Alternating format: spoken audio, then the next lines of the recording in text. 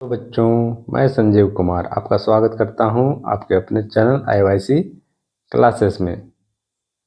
तो चलिए शुरू करते हैं खंड 2 का अध्याय 4। तो अध्याय 4 में हम लोग देखेंगे वन्य समाज और उपनिवेशवाद। तो पहले इन दो शब्दों को जरूर समझ लेते हैं। वन्य समाज कहने से तात्पर्य है कि वनों में यानी कि जंगलों में पाए जाने वाले विभिन्न तरह के चीज़ें और साथ में जो व्यक्ति वहाँ निवास करते थे या उसके आसपास में, खास करके इस तरह से ज़्यादातर जो आबादी के लोग थे वे चरवाहे थे।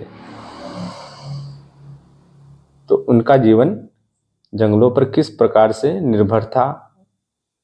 और फिर उपनिवेशवाद कहने से तात्पर्य है जैसे कोई विदेशी देश जब किसी अन्य देश पर अपना कब्जा कर लेता है, जैसे कि अंग्रेजों ने भारत में राज किया था, तो यहाँ के हर चीज पर उनका ही मतलब अधिकार हो गया था। तो उपनिवेशवाद के अंतर्गत जब एक देश दूसरे देश पर राज करता था, कब्जा करता था, तो वह वहाँ के संसाधनों का भी उपयोग करता था। तो इस चीज को हम लोग इस अध्याय 4 में पढ़ेंगे और समझेंगे। अपने स्कूल और घर में चारों ओर नजर दौड़ाकर उन सभी वस्तुओं को पहचाने जो जंगल की हैं।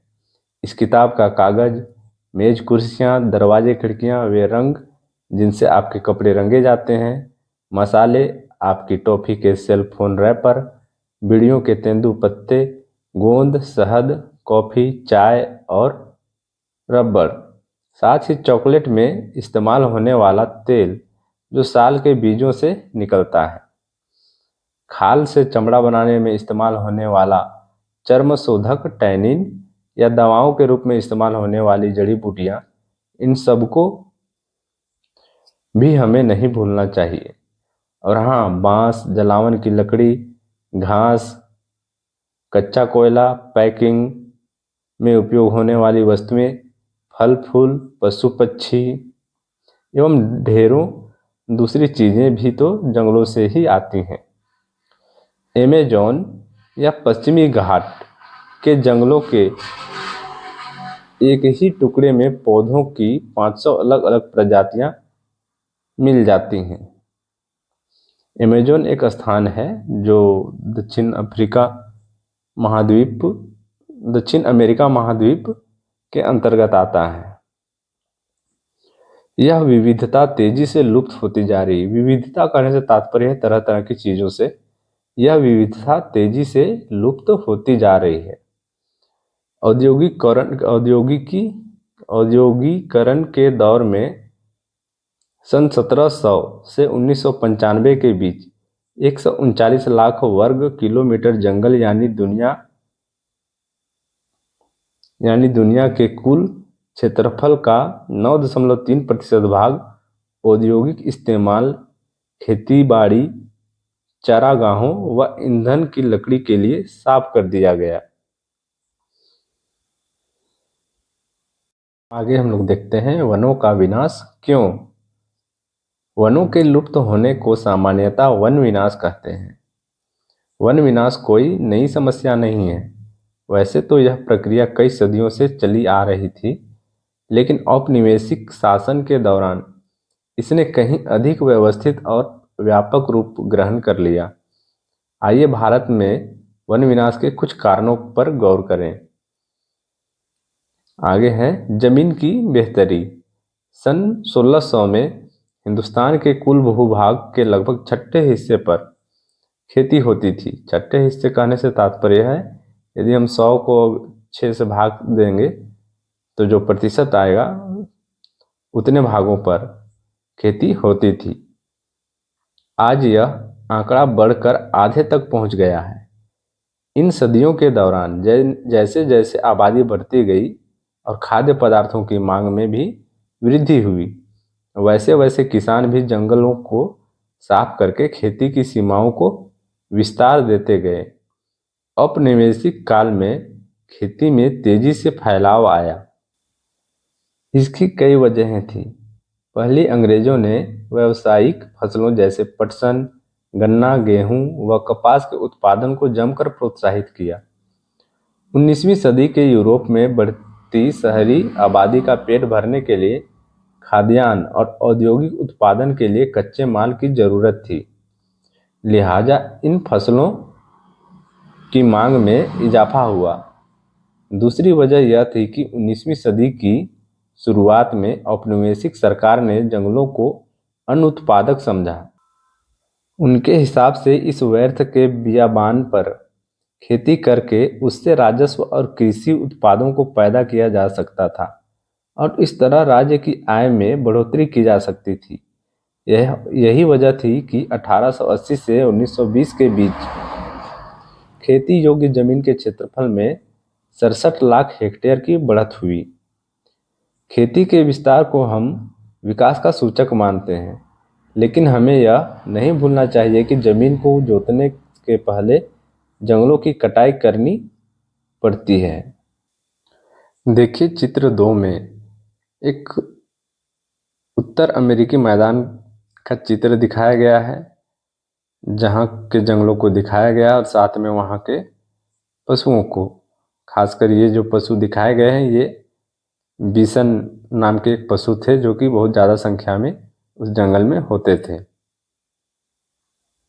यहाँ चित्र 3 में यह दिखाया गया है कि किस तरह से साल वृक्ष के पेड़ों को काटा जा रहा है और काटा जाता था और इनसे रेल के वो स्लीपर जो होते हैं उसके पटरों का उपयोग उसको बनाने में वहाँ करते थे, जबकि वहाँ के स्थानीय लोगों को अपने घर मकान वगैरह बनाने के लिए इसके लकड़ी का प्रयोग करना उनके लिए मना ही था, पर वे अंग्रेज इसका उपयोग करते थे और यह काम भी उन्हीं से करवाते थे। 19वीं सदी की शुरुआत तक इंग्लैंड में बलूत ओक, जिसको इंग्लिश में बोलते हैं, के जंगल लुप्त होने लगे थे। इसकी वजह से शाही नौसेना के लिए लकड़ी की आपूर्ति में मुश्किल आ खड़ी हुई। मजबूत और टिकाऊ लकड़ी की नियमित आपूर्ति के बिना अंग्रेजी जहाज भला कैसे बन सकते थे और जहाज़ों के बिना शाही सत्ता कैसे बचाई और बनाए रखी जा सकती थी। 1820 के दशक में खोजी दस्ते हिंदुस्तान की वन संपदा का अन्वेषण करने के लिए भेजे गए। एक दशक के भीतर बड़े पैमाने पर पेड़ काटे जाने लगे और भारी मात्रा में लकड़ी का हिंदुस्तान से निर्यात होने लगा। 1850 के दशक में रेल लाइनों के प्रसार ने लकड़ी के लिए एक नई तरह की मांग पैदा कर दी। शाही सेना के आवागमन और औपनिवेशिक व्यापार के लिए रेल लाइनें अनिवार्य थीं। इंजनों को चलाने के लिए ईंधन के तौर पर और रेल की पटरियों को जोड़े रखने के लिए स्लीपरों के रूप में लकड़ी की भारी जरूरत थी। 1 मील लंबी रेल की पटरी के लिए 1760 से 2000 स्लीपरों की आवश्यकता पड़ती थी। भारत में रेल लाइनों का जाल 1860 के दशक में तेजी से फैला। 1890 तक लगभग 25,500 किलोमीटर लंबी लाइनें बिछाई जा चुकी थीं। 1946 में इन लाइनों की लंबाई 7,65,000 किलोमीटर तक बढ़ चुकी थी। रेल लाइनों के प्रसार के साथ साथ बड़ी तादाद में पेड़ भी काटे गए। अकेले मद्रास प्रेसिडेंसी में 1850 के दशक में प्रति वर्ष 35,000 पेड़ स्लीपरों के लिए काटे गए। सरकार ने आवश्यक मात्रा की आपूर्ति के लिए निजी ठेके दिए। इन ठेकेदारों ने बिना सोचे समझे पेड़ काटना शुरू कर दिया। रेल लाइनों के इर्द गिर्द जंगल तेजी से गायब होने लगे। चित्र 4 में दिखाया गया है कि बांस जो लकड़ी का ही एक लकड़ी की तरफ प्रयोग में आने वाला चीज था, उसको किस तरह से एक स्थान से दूसरे स्थान की ओर ले जाया जा रहा था। 5वें चित्र में दिखाया गया है कि रंगून के एक लकड़ी गोदाम में लकड़ी के सहजता हुआ हाथी। हाथियों से भी इस तरह के कार्यों को करवाया जाता था। इस चित्र में दिखाया गया है कि लकड़ी को किस तरह से काट के गाड़ियों से ले जाया जाता था। और छठे चित्र में दिखाया गया है कि स्थानीय लोग ईंधन की लकड़ी इकट्ठा कर घर को लौटती औरतें। इसके आगे है बागान। यूरोप में चाय, कॉफी और रबड़ की बढ़ती मांग को पूरा करने के लिए इन वस्तुओं के बागान बने और इनके लिए भी प्राकृतिक वनों का एक भारी हिस्सा साफ किया गया। औपनिवेशिक सरकार ने जंगलों को अपने कब्जे में लेकर उनके विशाल हिस्सों को बहुत सस्ती दरों पर यूरोपीय बागान मालिकों को सौंप दिया।